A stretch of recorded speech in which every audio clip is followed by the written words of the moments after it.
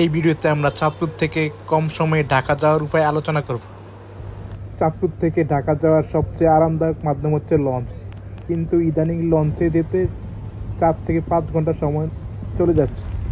তাই আপনি যদি কম সময়ে ঢাকা যেতে চান তাহলে প্রথমেই আপনাকে চলে আসতে হবে চাঁদপুরের বাবুরহাট বাজারে। চাঁদপুরের কালীবাড়ি থেকে বাবুরহাটের ভাড়া হচ্ছে 20 টাকা। বাবুরহাটে আসলে আপনি পেয়ে যাবেন মাইক্রো এবং বাস।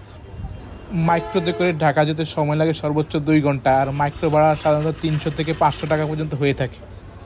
আর বাসে করে ঢাকা যেতে সময় লাগবে 3 ঘন্টা, আর এটি আপনাকে গুলিস্তান সেন্ট্রাল মসজিদের সামনে নামিয়ে দেবে। এখানে জৌনপুর পরিবহন এবং মতলব এক্সপ্রেসের নামে 2টি বাস চলাচল করে। বাসগুলো ভোর 5টা থেকে রাত 10টা-11টা পর্যন্ত ঢাকার উদ্দেশ্যে রওনা দেয়। বাস ভাড়া হচ্ছে জনপ্রতি 200 টাকা।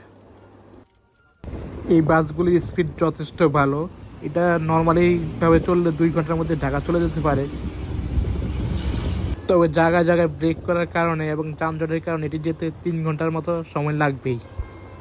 তবে বাসগুলো ঢাকা থেকে আসার সময় 3 ঘন্টারও কম সময় লাগে। এই বাসের গন্তব্যস্থল হচ্ছে ঢাকার গুলিস্তান। বাসটি কুমিল্লার দাউদকান্দি কাঁচপুর ব্রিজ হয়ে ঢাকা যায়। আপনি কম সময়ে এবং অল্প টাকায় ঢাকা যেতে চাইলে এটাই হচ্ছে সবচেয়ে সহজ মাধ্যম।